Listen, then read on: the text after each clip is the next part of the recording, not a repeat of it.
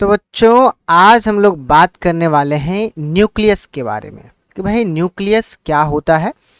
देखो न्यूक्लियस भी हमारे सेल का एक बहुत ही इंपॉर्टेंट ऑर्गेनेल होता है बच्चों, जो सारी की सारी एक्टिविटीज़ को कंट्रोल करता है। न्यूक्लियस अगर नहीं रहेगा ना किसी सेल के अंदर तो समझ लो वो सेल की हालत पतली हो जाएगी, वो कोई भी काम सही ढंग से नहीं करेगा और सेल मर जाएगा एक दिन।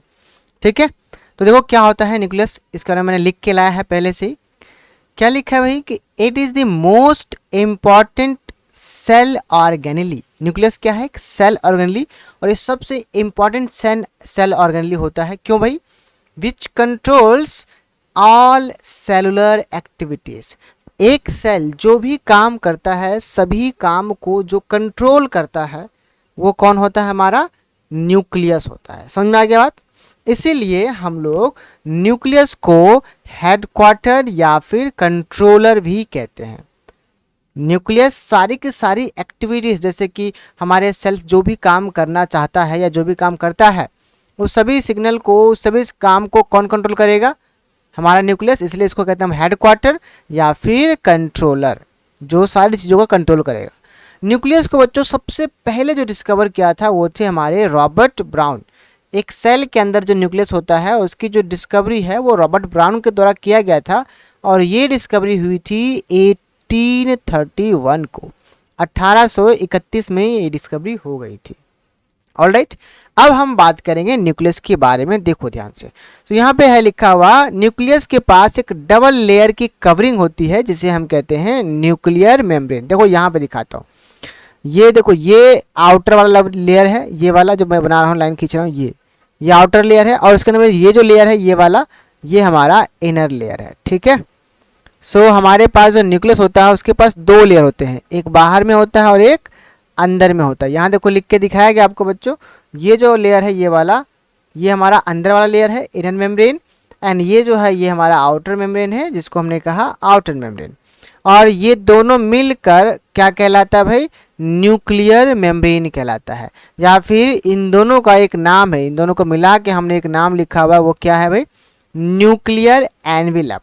तो अगर आपसे कहेगा न्यूक्लियर एनवेलप या न्यूक्लियर मेम्ब्रेन क्या है, तो हम कहेंगे कि एक डबल मेम्ब्रेन लेयर है जिसमें दो मेम्ब्रेन होता है, एक अंदर की तरफ जिसे इनर मेम्ब्रेन कहेंगे और एक बाहर की तरफ जिसे हम आउटर मेम्ब्रेन कहेंगे। तो बच्चों यहाँ पे देख रहे हो साफ साफ आपके न्यूक्लियस के अंदर ना ऐसे ऐसे छोटे छोटे छेद दिख रहे हैं। यहाँ पे छेद दिख रहा है आपको, यहाँ पे छेद दिख रहा है आपको, इस तरफ दिख रहा है, इस तरफ दिख रहा है।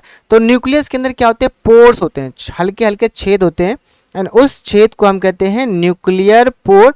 इसी न्यूक्लियर पोर की वजह से जो मटेरियल है उसका मूवमेंट होता है सेल के अंदर और सेल के बाहर की तरफ। ऑलराइट, समझ में आ गया बात? अब न्यूक्लियस के अंदर न्यूक्लियर पोर के अलावा, न्यूक्लियर मेम्ब्रेन के अलावा एक और चीज होता है, जैसे कि ये आपको दिख रहा है, ये वाला लाल जो एकदम डार्क पोर्शन दिख रहा है, ये एक्स्ट्रा मटेरियल ये एक और होता है जिसे हम कहते हैं न्यूक्लियोलस।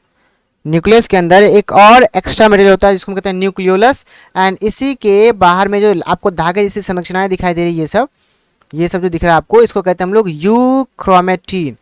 अभी बताता हूँ इन सब के बारे में कि आखिर ये सब चीज़ें होता क्या है।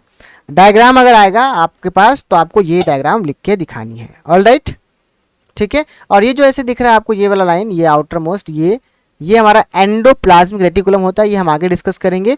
एंड इसी एंडोप्लाज्मिक रेटिकुलम के ऊपर डॉट लाइक स्ट्रक्चर होता है जिसे हम राइबोसोम्स कहते हैं। ये भी हम बाद में बात करने वाले हैं। सबसे पहले हम बात कर लेते हैं न्यूक्लियर पोर की और चलते हैं नेक्स्ट पेज पे। यहाँ पे देखो बच्चों, थोड़ा सा पेन चेंज कर लेता हूँ, मैं व्हाइट कलर का पेन ले लेता हूँ। ओके, सो न्यूक्लियर मेम्ब्रेन के पास क्या होते हैं? पोर्स होते हैं। ये वाली बात लिख देता हूँ मैं कि न्यूक्लियर, ऐसा करता हूँ शॉर्टकट में लिख रहा हूँ, समझ जाना आप लोग। न्यूक्लियर एंड ये रहा एम, एन मतलब nuclear membrane. So nuclear membrane has pores. क्या होता है इसके पास? पोर्स होते हैं जो अलाउ करता है, विच रेगुलेट्स और allow, which regulates the movement of materials in and out of the cell, in and out of the cell।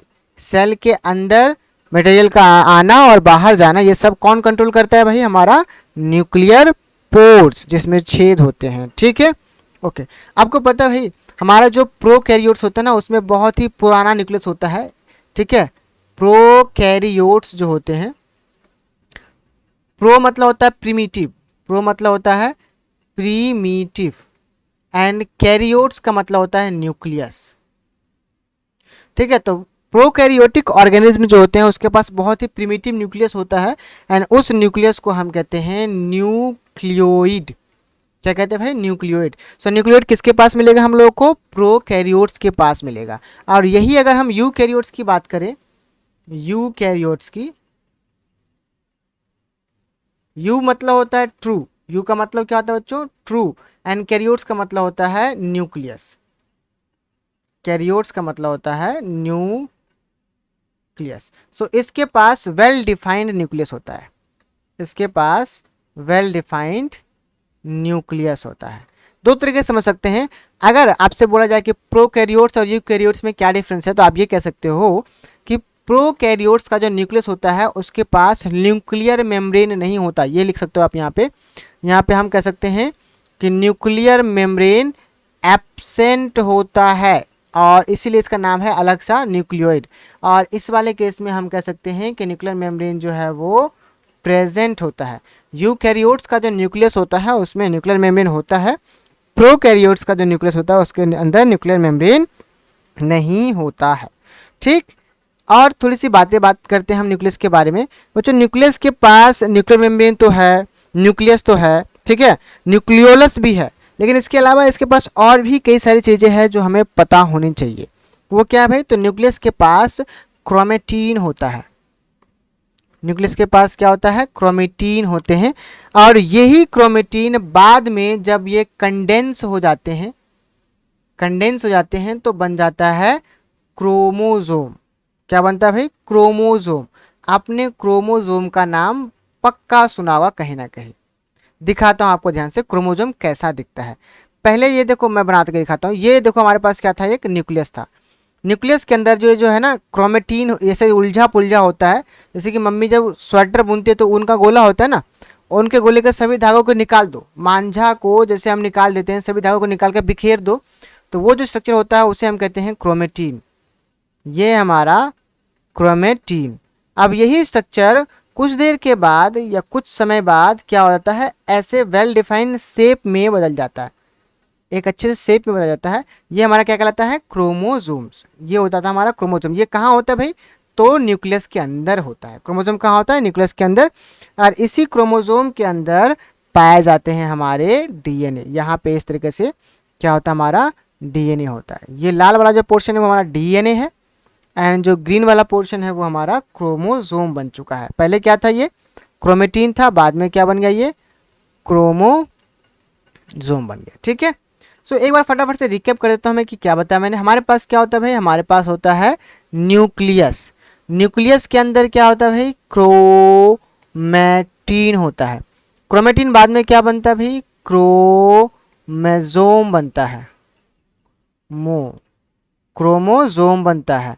Chromosome के अंदर क्या होता है? उसके ऊपर क्या होता है? डीएनए होता है। ठीक है, डीएनए होता है।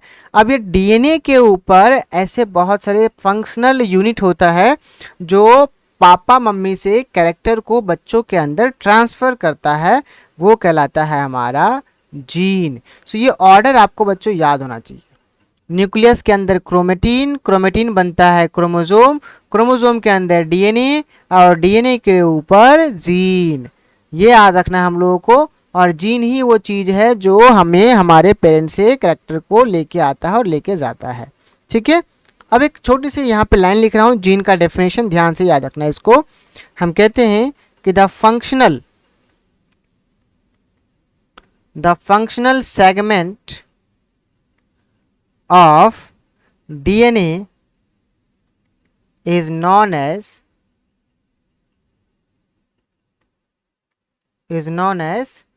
gene, is known as genes।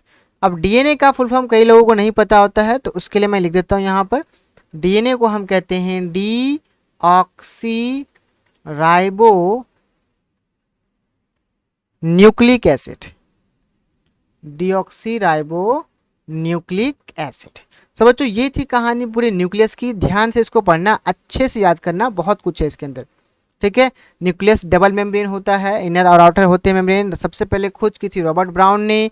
Headquarter कहा जाता है या इसको कंट्रोलर कहा जाता है। इसको बहुत ही इंपॉर्टेंट ऑर्गेनली होता है जो सारी एक्टिविटीज़ को कंट्रोल करता है। प्रोकैरियोट्स में न्यूक्लियर मेम्ब्रेन एब्सेंट होते हैं, यूकैरियोट्स में न्यूक्लियर मेम्ब्रेन प्रेजेंट होते हैं। न्यूक्लियर मेम्ब्रेन में पोर्स होते हैं, छेद होते हैं, जो सब्सटेंस को अंदर और बाहर आने में हेल्प करवाता है। ठीक है। न्यूक्लियस के अंदर क्रोमेटिन के फाइबर्स होते हैं जो कंडेंस होकर बन जाता है क्रोमोसोम। इसी क्रोमोसोम के अंदर होते हैं डीएनए, एंड डीएनए बाद में बनता है, डीएनए के ऊपर होता है जीन, और यही जीन है वो जो हमें इंफॉर्मेशन को एक जनरेशन से दूसरे जनरेशन में भेजने का काम करता है। ऑलराइट, समझ में आ गया इतनी बात बच्चों। अब इसके अंदर एक और बात है जो मैं बता दूं आपको, इसका फंक्शन। तो यही सब फंक्शन भी बन जाएंगे इसके, कि ये जो है कंट्रोलर होता है, मतलब कि सेल की सारी एक्टिविटीज़ को कंट्रोल करता है। ठीक है। और ये हेरिडिटरी कैरेक्टर को ट्रांसफ़र करने में हेल्प करता है फ्रॉम पेरेंट्स टू ऑफस्प्रिंग। तो यार इसका देखता हूँ अगला पेज क्या है, और ये है, इस पेज पे तो नहीं, मैं एक ब्लैक पेज ले लेता हूँ और इस पर थोड़ा सा जल्दी से लिख देता हूँ इसका फंक्शन। ठीक है। फंक्शन देखो क्या है। पहला फंक्शन देखो, it controls the all metabolic activities. Simple लिख देना ये, it control all metabolic activities, ये सभी मेटाबॉलिक एक्टिविटीज को कंट्रोल करता है। एंड दूसरा जो है वही लिखना है आपको कि it helps in transmission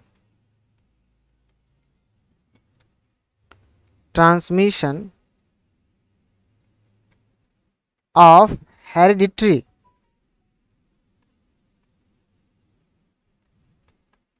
characters from parents to their offspring।